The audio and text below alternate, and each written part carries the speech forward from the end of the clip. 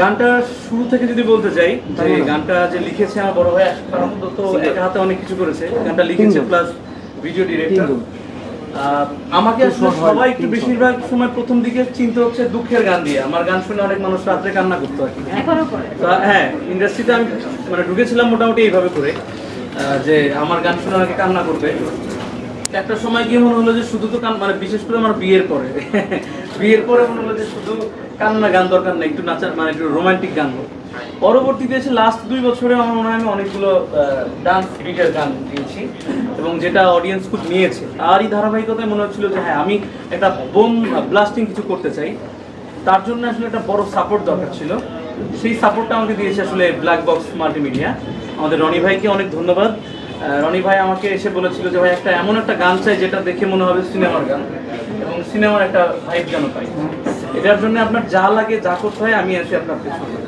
তো তারপরে আসলে গানটা নিয়ে আমি এবং আমার বড় ভাই আশিক মাহমুদ বসি এবং ডেফিনেটলি গান সিঙ্গার সিলেকশনের ব্যাপারটা যখন আসে আমার প্রথমেই মহুয়ার কথায় মাথায় এসছে, কারণ আমার মনে হয়েছে ওর সাথে যতগুলো গান করেছি সবগুলো গানই সবাই খুব নিয়েছে।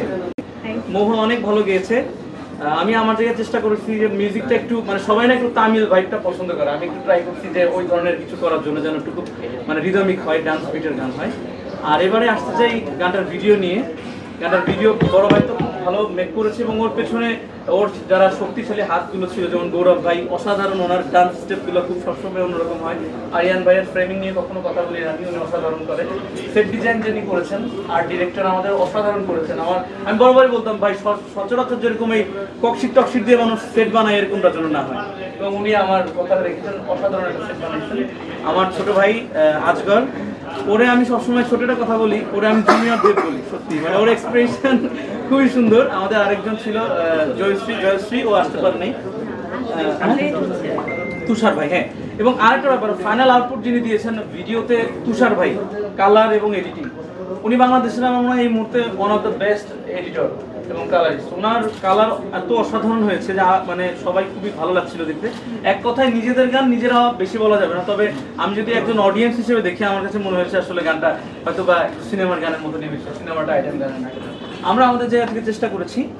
এবার বাকিটা আপনাদের অনেক ধন্যবাদ। আপনারা আমাদের মেন শক্তি, আপনাদের মাধ্যমে গানগুলো আসলে আমাদের দর্শকের কাছে পৌঁছায়। সেজন্য সবসময় আপনাদের কাছে আমরা সবসময় কৃতজ্ঞ থাকি। এবার দর্শকের উপর ছেড়ে দিব। দর্শকের যদি গানটা ভালো লাগে তাহলে তারা শেয়ার করবে এবং দর্শকের খারাপ লাগলে কমেন্ট বক্সে বলবে এবং ভালো লাগলেও সেটা বলবে। আমরা অবশ্যই নেক্সট টাইম আরো ভালো করার চেষ্টা করব এবং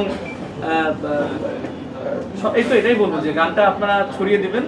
আমাদের জায়গা থেকে আমরা চেষ্টা করেছি ভালো কিছু করার জন্য এবং আমার বিশ্বাস সবার নাম কি বলছি কিনা আমি জানি না, কারণ বাট গানের সাথে জড়িত যারা, বিশেষ করে আমাদের সাথে যারা ডান্স করেছে প্রত্যেকেই মানে অসাধারণ ডান্স করছে। কেউ যে ব্যাকআপ আর্টিস্ট মানে লিড আর্টিস্ট সেটা বোঝা যায় না, সবাই মিলেমিশে অসাধারণ পরিশ্রম করে গানটা করেছে। আমার বিশ্বাস আপনাদের সবার গানটা করবেন, সবাই একটু শেয়ার করুন গানটা। সাংবাদিকদের জন্য আমি তো এটাই বলতে চাই যে আপনারাই আমাদের মেন শক্তি ভাই। আপনাদের যদি কোনো প্রশ্ন থাকে আপনারা বলতে পারেন, জিজ্ঞেস করলাম আমরা সবাই আছে। দর্শকরা বিশেষত্ব পাবে হচ্ছে গানটার কথা, সুর এবং ভিডিওতে। কারণ হচ্ছে বিশেষত্ব যদি আমরা করে বলতে যাই যে মিউজিক ভিডিও খুব মানে একটা মিউজিক ভিডিও দেখবে বাট দেখে মনে হবে সিনেমার গান দেখতেছে এবং তারা খুঁজবে যে আসলে কোন সিনেমার গান এটা আমার বিশ্বাস।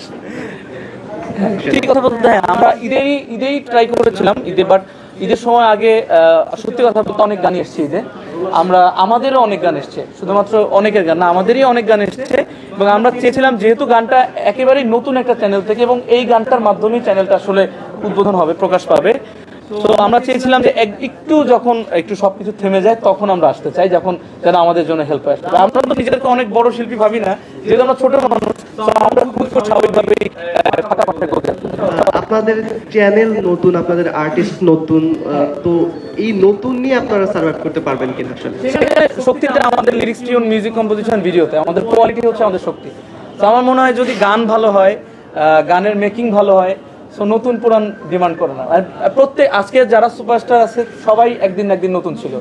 তো কিন্তু আমার মনে হয় না ভিজুয়াল দেখে মনে হবে, আর মনে হয় ওরা যারা নতুন আছে, ও যেমন আজগর প্রথম ওর মিউজিক ভিডিও, একদিন ও ইনশাল্লাহ বড় হয়ে যাবে, তখন আরো ভালো করবে।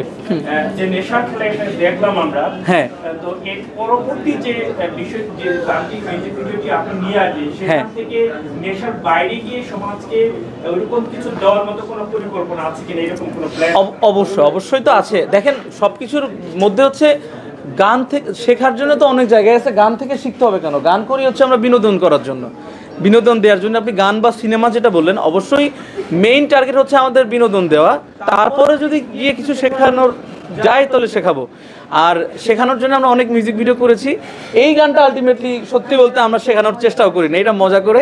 এই গানটা ভাইবটা এরকম যেন গানটা নাচবে, গানটা নিয়ে মানুষ মজা করবে, গানটা বাজায় মানুষ ডান্স করবে। সো এইটাই আমাদের প্রথম মুখ্য উদ্দেশ্য ছিল, শেখানোর উদ্দেশ্য ছিল না আসলে সত্যি বলতে। এবং শিক্ষামূলক আমারও অনেক গান আছে, অনেক গান আছে, এবং আপনার কিছু গান আসবে, অবশ্যই চেষ্টা করবো কিছু গানে যেন শিক্ষামূলক কিছু দেওয়ার চেষ্টা করবো।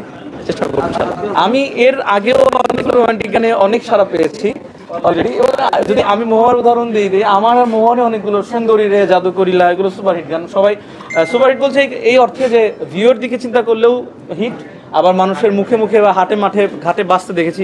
বা আমরা যদি স্টেজ শো করি, স্টেজ শোতে গেলে অডিয়েন্স আমাদের কাছে চিরকুট পাঠায়, ভাই জাদুকরিলা গান, এইটা গান সেটা গান। সো ওই ক্ষেত্রে বলতেই পারে যে গানগুলো গিয়েছে।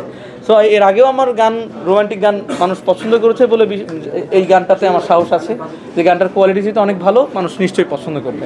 আচ্ছা আকাশ ভাই, একটা প্রশ্ন ছিল, সেটা হচ্ছে চোখে লাগে তোর প্রীত নেশা, এই গানের বাজেটটা কত, এটা একটু জানা আছে? আচ্ছা, বাজেট, যদিও বাজেট নিয়ে আমরা কখনোই মানে মাথা ব্যথা নাই আমাদের সবসময়। কারণ আমার যেসব গান, প্রথমে যেসব গান দিয়ে আজকে তো আমরা সংবাদ সম্মেলন করছি, আপনাদের মতন গুণী মানুষ আমরা ডাকতে পেরেছি। প্রথম যখন শুরু করেছিলাম তখন আমাদের ওই সামর্থ্যটাও ছিল না, কারণ আমার বড় ভাই আমরা প্রথম মোবাইল দিয়ে ভিডিও করছিলাম, সেই গানটা হিট করেছিল। তো সেখানে বাজেটের প্রশ্ন হলে হয়তো 100-200 টাকার মধ্যে বাইকের তেল খরচ গেছিলো, অতটুকুই আমাদের গান হয়ে গেছে।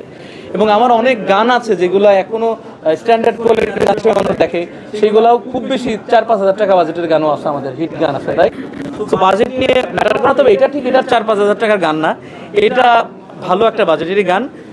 কিন্তু বাজেটটা আমার মনে হয় না প্রকাশ করার দরকার আছে। আছে ভাই, আপনারা অনুমান করে নিতে পারবেন গানের ভিডিও, শুধুমাত্র গানের ভিজুয়াল, হ্যাঁ গানের ভিডিও, ক্যামেরা, গানের ডান্সার, গানের সেট, গানের ড্রেস আপ, সব কিছু মিলাই আমার মনে হয় যারা আপনারা যেহেতু আছেন সবাই বুঝেন, আপনারা ধারণা করে নিতে পারবেন যে গানটা কতর মধ্যে আছে।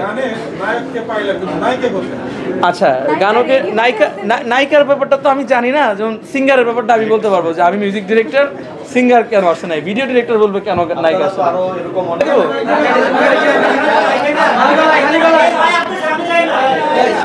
খালি গলায় হ্যাঁ অবশ্যই শুনতে পারেন, অবশ্যই। শুধু শোনা না, আপনারা সবাই মিলে গানটা বেশি বেশি করে প্রমোশন করবেন, এটা আমাদের চাওয়া এবং দাবি, এটা আসলে।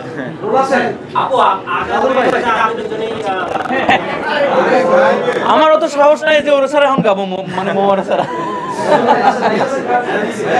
ওকে, আচ্ছা। এই মনেতে রং লাগছে রে, তুই খোঁজ নিলি না। এই মনেতে রং লাগছে রে, তুই খোঁজ নিলি না। তোরই আশায় চাইয়া থাকি, দাম দিলি না।